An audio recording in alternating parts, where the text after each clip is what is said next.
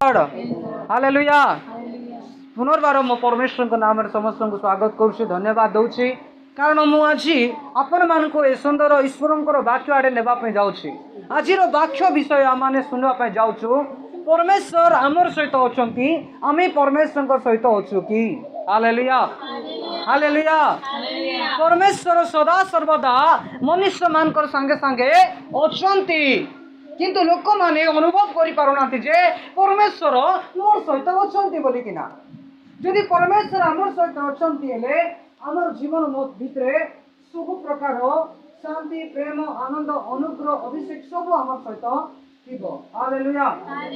जदि परमेश्वर आमर सहित नांती बोले आम जीवन में अनेक दुख कष्ट समस्या अभाव शैतान कथबार्ता शैतान व्यवहार अनेक शैतान प्रत्येक जिनस आम भितर भर्ती थिबो।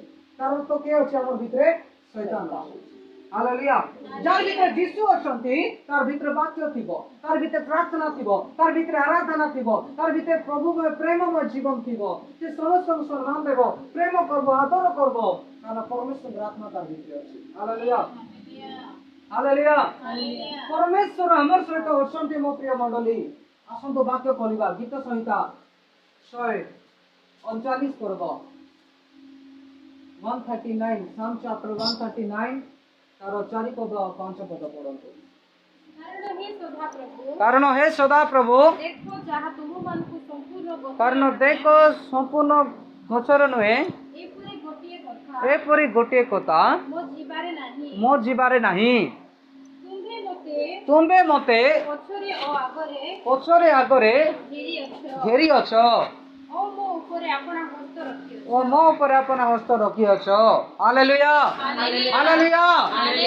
लुक एट मी समस्त मो पर देखंतु। Praise the Lord.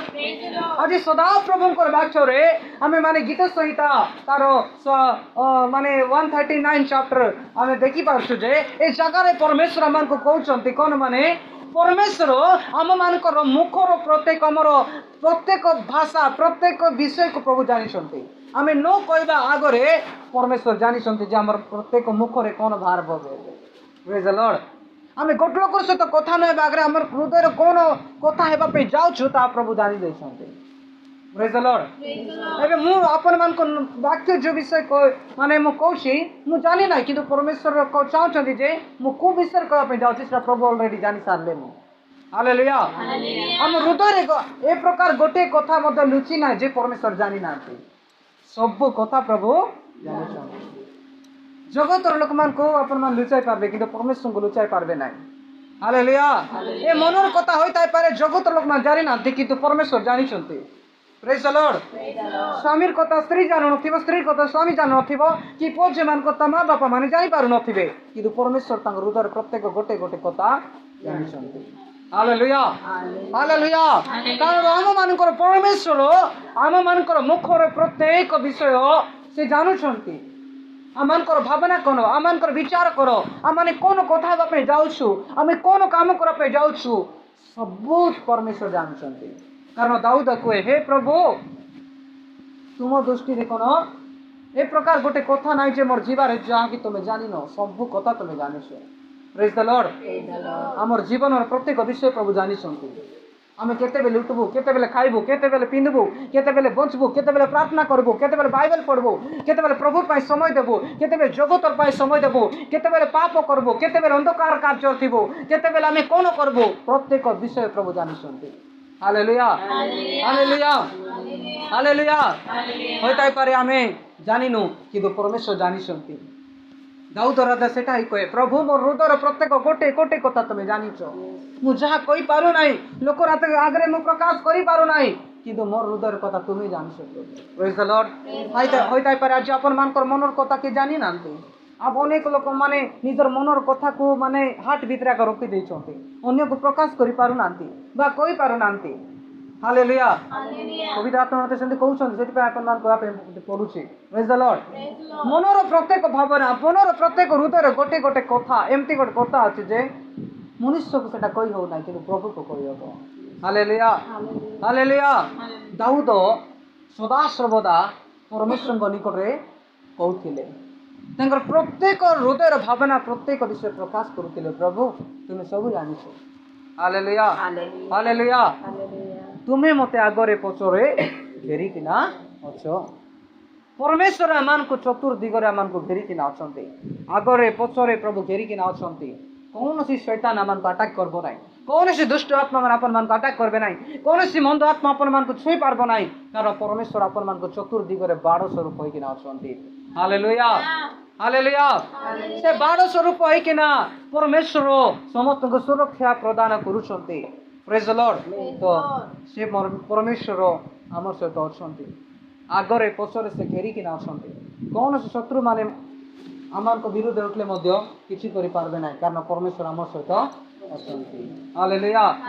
ଅନେକ ଲୋକମାନେ ଅନେକ ପ୍ରକାର ଚେଷ୍ଟା କରିବେ, ମାରିବା ପାଇଁ ଚେଷ୍ଟା କରିବେ, ଅନେକ ତଲେରେ ପକାଇବା ପାଇଁ ଚେଷ୍ଟା କରିବେ, ଅନେକ ଲୋକମାନଙ୍କୁ ଅପମାନ କରିବେ, ନିନ୍ଦା କରିବେ, ତାଡ଼ନା କରିବେ, ଅନେକ ବିଷୟ ଦେବେ। କିନ୍ତୁ କୌଣସି ଶତ୍ରୁ ତୁମକୁ କିଛି କରିପାରିବ ନାହିଁ। କାରଣ ପରମେଶ୍ୱର ତୁମର ସହିତ ସଦାସର୍ବଦା ରହିଯାଉଛନ୍ତି। ହାଲେଲୁୟା। ଯେ ପ୍ରାର୍ଥନା କରିବ, ଯେ ପ୍ରଭୁଙ୍କର ବାକ୍ୟରେ ଥିବ, ପରମେଶ୍ୱର ତାର ଭିତରେ ଥିବେ। ପ୍ରେଜ୍ ଦ ଲର୍ଡ। ଯୀଶୁ କ'ଣ କହିଲେ?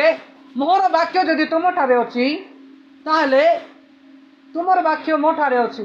ପ୍ରଭୁ କହିଲେ। ପଢ଼ିବା କି ଗୀତା ବା ଜନଲିକ ସୁସମାଚାର 15 ପର୍ବ 7 ପଦ ପଢ଼ନ୍ତୁ।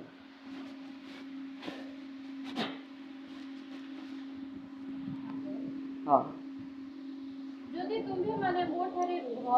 ତୁମେ ମାନେ ମୋ ଠାରେ ରୁହ ଆଉ ମୋର ବାକ୍ୟ ତୁମମାନଙ୍କ ଠାରେ ରୁହେ, ତାହେଲେ ଯେକୌଣସି ବିଷୟ ଇଚ୍ଛା କର ତାହା ମାଗ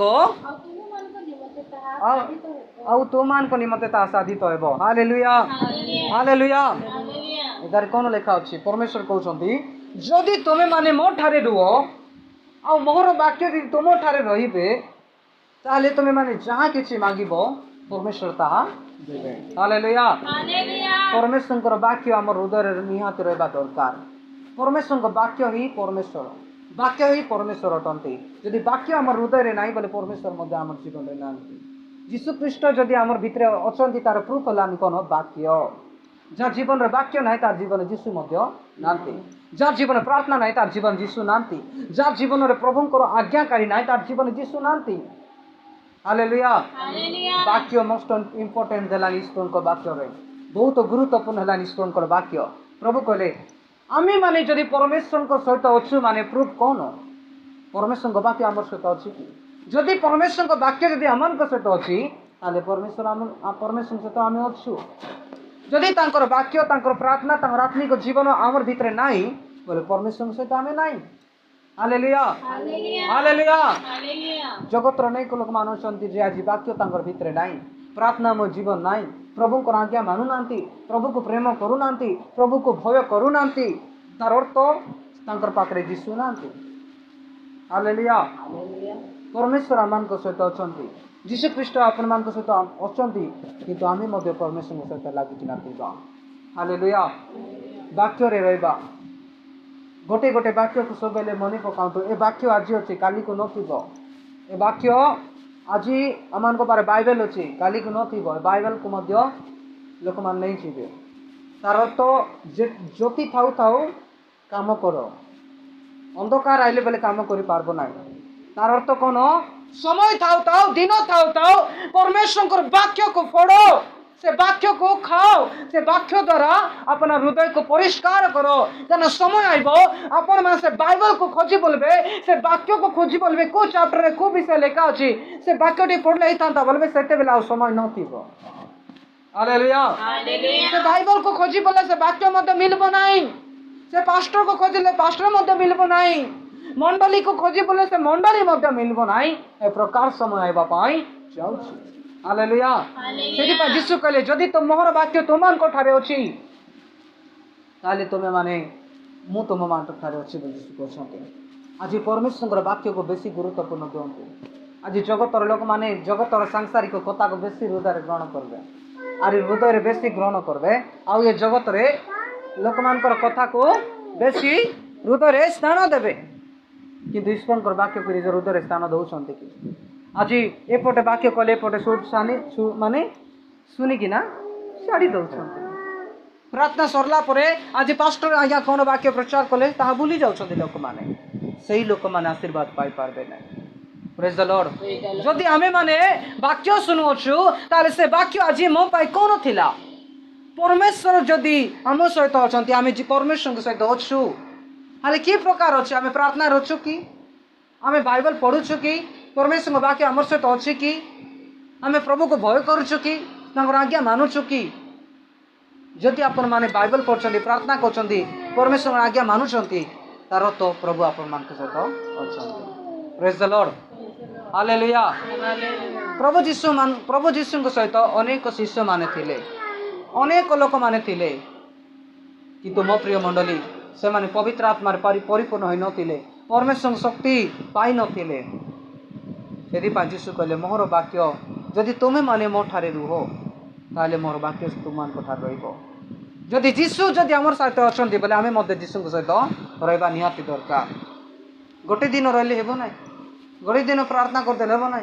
गोटे दिन बाइबल पढ़ते हेबो नै गोटे सप्ताह चर्च गले हेबो नै जीवन शेष जाक प्रभु सहित लागि किना रहबार अछि हम हालेलुया हालेलुया जे प्रकार गोटे बोर्ड अछि करंट जदि से बोर्ड रो कनेक्शन जदि ठीक रे थिबो ताले सब बेले से लाइट चलबो जदि कनेक्शन जदि मझे कटि जाइछि से जेते चेष्टा कले मध्य से बल्ब जली पारबो नाही लाइट आलोक देई पारबो नाही प्रेज द लॉर्ड अपन मानकर कनेक्शन जदि प्रभु को सहायता जदि कटि जाइछि आम जेते चेष्टा कले मध्य उन्नति हो पारबा नाही कि जेते चेष्टा कले मध्य आशीर्वाद पाई पारबा नाही से कनेक्शन कटि जाइछि हालेलुया हालेलुया से कनेक्शन को आम माने आज ठीक करबा पे पड़बो से कनेक्शन को आम आज प्रभु को सहित आम की प्रकार कनेक्शन रछु ता जोड़ीबा पे पड़बो प्रेज द लॉर्ड हालेलुया प्रकाशित वाक्य तार 2 पर्व 5 पद गोटे पढ़ंतु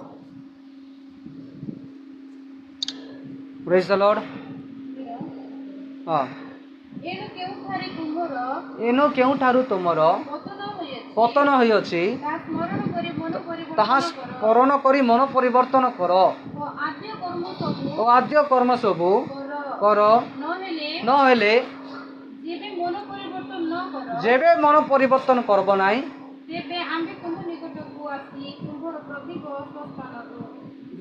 तेबे आमे तुम निकट को आसी तुम प्रदीप स्थान गुंचाई देबा हालेलुया हालेलुया परमेश्वर कहउचंती केउ ठारू तमर पतन होई अछि ताहा स्मरण कर तुम आत्मिक जीवन जदि कम जाछि बोल तमे मने पकाओ जे मोर आत्मिक जीवन कोटी कमी गला मोर प्रार्थना मो जीवन केमती कमी गला मो प्रभु को वाक्य एते बढुतिले बे काहे के मी पढी पारु नाही सेटा को गोरथर मने पकाओ हालेलुया परमेश्वर चाहते जे आद्य कर्म सब करो आगे तो प्रार्थना करुथिलो बाइबल पढ़ुथिलो बढ़िया प्रार्थना मो जीवन थिला प्रभु मो जीवन थिला परमेश्वर का आज्ञा पालन करथिलो प्रभु को भय करथिलो एबे कुआडे गला हालेलुया सेति पई अनेक लोक माने आगरे बहुत प्रार्थना रे पड़बे बहुत प्रार्थना लाइफ रे थिबे दुख आइबो कष्ट आइबो समस्या आइबो बोले धीरे धीरे धीरे धीरे से प्रार्थना मो जीवन मध्ये कमी जाय प्रभु पागरे मध्ये रहुनांती से मान हालेलुया किंतु बाइबल रे लिखा जाए दुख आसु कष्ट आसु समस्या आइले अभाव आइले मध्ये परमेश्वर सहित लागि किना रुहंतु हालेलुया जदि मन परिवर्तन करबो नाही जदि तुम स्मरण करबो नाही आ अनुताप करी प्रभु को ठारे फेरबो नाही बोले प्रभु देइतिबा आत्मा को मध्य नै किना भारी जिवे प्रभु देइतिबा दान को मध्य नै जिवे प्रभु देइतिबा आशीर्वाद मध्य नै किना भारी जिवे हालेलुया सेति पई स्मरण करो आगरे मो बहुत प्रार्थना करुथिले आगरे मो बहुत आराधना करथिले बहुत वाक्य पढ़थिले बहुत प्रभु जीवन थिला विश्वास थिला धर्मक मो जीवन थिला सेटा को करतर मने पका जदि आज आपण मान को जीवन जदि धार्मिक जीवन कमी गला कि प्रार्थना मो जीवन कमी गला कि बाइबल पढ़वा जीवन कमी गला कि प्रभु को जीवन कमी गला कि प्रभु को आज्ञा मानु नांती तो अबे मने पकांतो आ पुनर्बार से स्थान रे आसी पहुंची जाओ हालेलुया से कनेक्शन जदि कटि गला आज से कोटी कटि जायछि बोले किना चेक करो से जदि चेक करबो ता जना पड़िबो जे से वायर कोटी कटि जायछि जदि कटि जायछि से वायर पुनर्बार जॉइन कर दियो पुनर्बार प्रभु आशीर्वाद करबे हालेलुया हालेलुया जदि आमे स्मरण करी मन परिवर्तन जदि करिवे आ आद्य कर्म जदि करबो ताले तुम मानकर संपर्क परमेश्वर सहित आउरी जेमतिटा सेमति हे जीवो प्रेज द लॉर्ड ए जगत लोक मान सहित संपर्क बढ़िया अछि माँ ठारे बापा ठारे भाई ठारे भौणी ठारे लोक मान ठारे संपर्क बहुत भल अछि किंतु प्रभु पाखरे भल न यो न दरकार हालेलुया जगत रे बहुत बढ़िया अछि किंतु प्रभु पाखरे भल न किछि लाभ कि सेटा किछि नै যদি জগতর লোকমান সହିତ কানেকশন ଭଲ ଅଛି ପ୍ରଭୁ ସହିତ ଯଦି ଆମର କନେକ୍ସନ୍ କଟି ଯାଇଛି ଆମ ପାଖରେ ପ୍ରଭୁ ଯୀଶୁ ନାହାନ୍ତି। ଏ ଜଗତର ଲୋକମାନ ସହିତ ଆମମାନଙ୍କର କନେକ୍ସନ୍ ନଥିଲେ ମଧ୍ୟ ପରମେଶ୍ୱରଙ୍କ ସହିତ ଯଦି ଆମମାନଙ୍କର କନେକ୍ସନ୍ ଅଛି ସବୁ କିଛି ହେବ। Hallelujah hallelujah. ଯେଉଁ ଗଛ ଜଳସ୍ରୋତ ନିକଟରେ ରୋପିତ ସେ ସମୟରେ ଫଳ ଉତ୍ପନ୍ନ କରିବ, ଯାହାର ପତ୍ର କେବେ ମଲିନ ହେବ ନାହିଁ, କାରଣ ସେ ଗଛ ନଦୀ ସାଇଡ୍ରେ ଲଗା ହେଇଛି। ଏଥିପାଇଁ ସେ ନଦୀର ପାଣି ସବୁବେଳେ ସେ ଗଛରେ ପଡୁଛି, ସେଥିପାଇଁ ସେ ଗଛ ଉତ୍ତମ ରୂପେ ବଢୁଛି। ହାଲେଲୁୟା।